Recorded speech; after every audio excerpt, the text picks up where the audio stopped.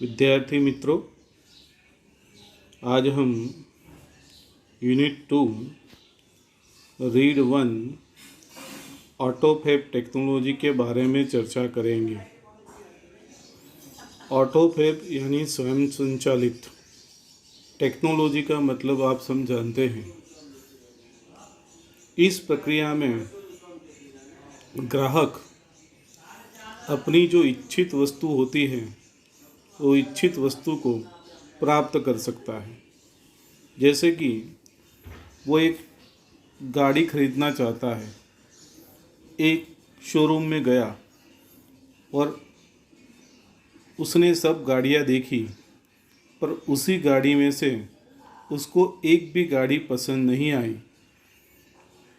तो वो घर जाके अपने कंप्यूटर पर इस अपनी पसंदगी की गाड़ी का नमूना बनाएगा और वही जो मॉडल उसने कंप्यूटर पर चित्रित किया है वो गाड़ी निर्माता को भेजेगा और अपनी मनचाही गाड़ी प्राप्त कर सकता है।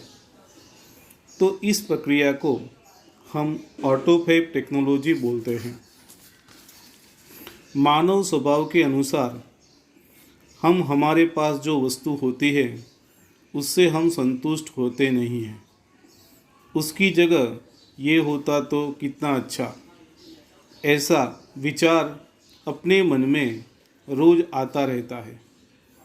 ऐसी संतुष्टि के लिए हम जो इच्छते हैं ऐसी वस्तु का सृजन कर सकते हैं। उसी टेक्नोलॉजी को हम ऑटोफैब टेक्नोलॉजी कहते हैं। ऑटोफैब यानी कि कंप्यूटर पर हम अपनी कल्पना के अनुसार वस्तु का सर्जन कर सकते हैं।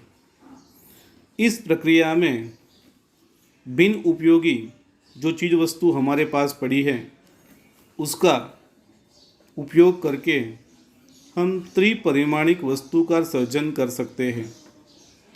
इस उद्योग में सामान्य कंप्यूटर में से तैयार की हुई डिज़ाइन के अनुसार प्लास्टिक, पाउडर और अन्य कच्चा माल को गन स्वरूप के अनुसार इच्छित चीज़ वस्तु का सर्जन कर सकते हैं। इस प्रक्रिया से ग्राहकों की असामान्य ज़रूरत को पूरा कर सकते हैं। इस डिज़ाइन का ग्राहक खुद निर्माण करता है, इसीलिए ग्राहक खुद सह उत्पादक बन जाता है। तब उत्पादन की जवाबदारी, अन्य जोखम और पेटेंट के अधिकार में वो समान भागीदार होता है।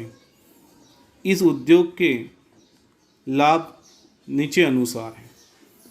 तो ऑटोफैब प्रक्रिया में ग्राहक खुद डिज़ाइन बनाता है, वो डिज़ाइन बना के कंपनी को बेचता है, इसीलिए ग्राहक भी उसमें सह उत्पादन का रोल अदा करता है।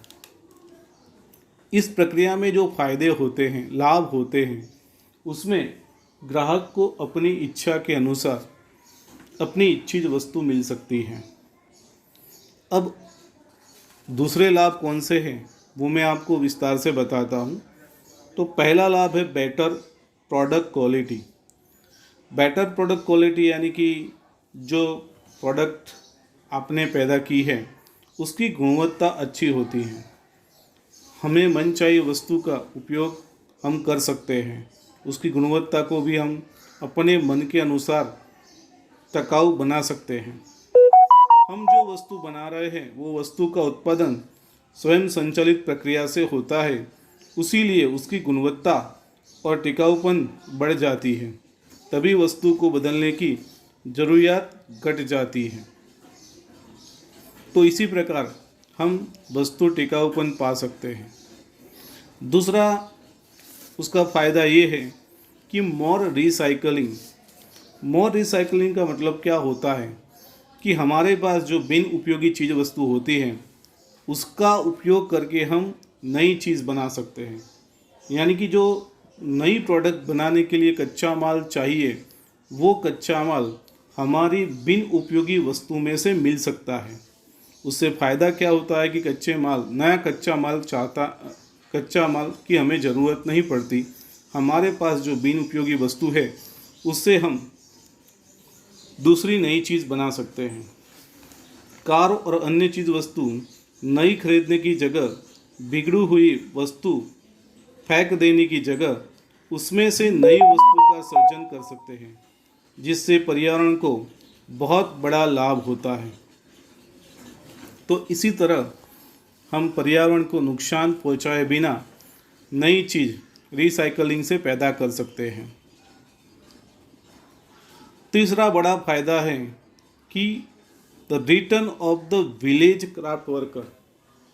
इंडस्ट्री का बहुत बड़ा व्याप होने के कारण जो गांव के वर्कर है, जो गांव में काम करने वाले वर्कर है, वो शहर में जो बड़े बड़े कारखाने हैं उसमें काम करने के लिए गांव छोड़कर शहर में आते हैं।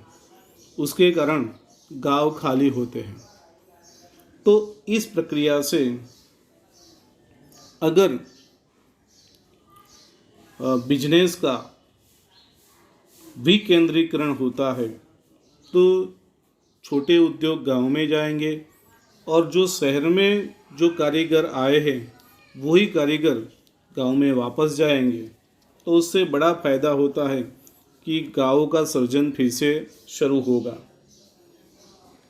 जत्थाबंद उत्पादन में आर्थिक नुकसान होने के कारण छोटे और सामान्य कारीगर आधारित एकम में परिवर्तित कर सकते हैं। बड़े कारखानों का विकेंद्रीकरण होने से जिससे कुदरती सर्जन शक्ति जिस कारीगर के पास है वो आर्थिक रूप से और सामाजिक रूप से उन्नत होगा। तो बड़े जो कारखाने हैं उसका विकेंद्रीकरण होने के कारण उसमें से छोटे छोटे इकाई खुलेंगे, वो इकाई गांव में जाएंगे और जो शहर में जो कारीगर आए हैं वो कारीगर गांव में जाकर अपनी जो सर्जन शक्ति है उसका लाभ उठाते हुए गांव में अपना खुद का बिजनेस कर सकते हैं। तो उससे बड़ा फ़ायदा ये हो सकता है। चौथा बड़ा फ़ायदा है न्यू मेडिकल ट्रीटमेंट। आजकल बीमारी के समय में हमें नई नई मेडिकल ट्रीटमेंट, नई नई सारवार पद्धति चाहिए। उस सारवार पद्धति का में परिवर्तन आना भी ज़रूरी है। बड़े मशीनों की जगह छोटे मशीनों का भी शामिल होना हमारे लिए फ़ायदा कारक है। तो न्यू मेडिकल ट्रीटमेंट आने से जो दर्दी को सारवार पद्धति का नया लाभ मिलेगा, दर्दियों को नई नई पद्धति के कारण जो हमारी जो मृत्यु दर है वो कम होने की संभावना होती है। ऑटोफैब से उत्पादित दवा के साधन बहुत छोटे होंगे, जिसके द्वारा सारवार अच्छी और सस्ती हो सकती है। मनुष्य की आयु में वृद्धि होगी, वृद्धों का स्वास्थ्य अच्छा होगा और लोगों के शरीर को दर्द के सिवाय सारवार दे सकते हैं। तो ऑटोफैब टेक्नोलॉजी का फ़ायदा, ये 4 फायदे बहुत बड़े हैं, जिसमें हमने देखा कि वस्तु को बेटर प्रोडक्ट क्वालिटी मिल सकती है, हम उसका मोर रिसाइकलिंग करके नई चीज़ वस्तु पैदा कर सकते हैं, जो गांव के अच्छे कारीगर हैं वो सब गांव के जो अच्छे कारीगर हैं वो सब गांव में वापस जा सकते हैं, हमें नई मेडिकल सारवार पद्धति हमें मिल सकती है। तो ये सब ऑटोफैब के बहुत बड़े फायदे हैं, जिसके कारण मानवी का जीना आसान होगा। आज के समय में आधुनिक सारवार पद्धति और नई चीज़ वस्तुओं हमारे वैज्ञानिक बना रहे हैं, उसके कारण हम अपना जीवन जीने का तरीका आसान बना रहे हैं, जिसके कारण हम अपनी जीवन जीने की क्षमता बढ़ा रहे हैं। तो ये सब हम ऑटोफैब टेक्नोलॉजी के कारण ये सब संभव हुआ है। ऑटोफैब पद्धति से कच्चा माल की ज़रूरियात की जो हमें खपत होती है वो कम हो जाएगी। कोई भी वस्तु बनाने के लिए हमें कच्चा माल चाहिए। कच्चा माल के लिए हमें पर्यावरण पर आधारित होना होगा। अब उसकी जगह हम रिसाइकल की प्रोसेस से जो बिन उपयोगी चीज़ वस्तु है, इस चीज़ वस्तु का उपयोग करके हम उससे नई चीज़ बना सकते हैं। तो कच्चा माल की ज़रूरत कम होगी। आधुनिक ऑटोफैब मशीन परमाणु रचना के बदल से कोई और चीज़ में परिवर्तन कर सकते हैं। तो नए जो आधुनिक मशीन है, परमाणु रचना के अनुसार कोई भी चीज़ वस्तु को दूसरी चीज़ वस्तु में तब्दील कर सकते हैं, फेरबदल कर सकते हैं, परिवर्तन कर सकते हैं। लोगों की भौतिक ज़रूरियात को भी संतोष दे सकते हैं। तो आजकल मानवी की बहुत बड़ी ज़रूरियात होती है। वो ज़रूरियातों को संतोष करने के लिए, अपनी इच्छित वस्तु को पाने के लिए ऑटोफैब वो मानवी को बहुत बड़ी हेल्प करता है।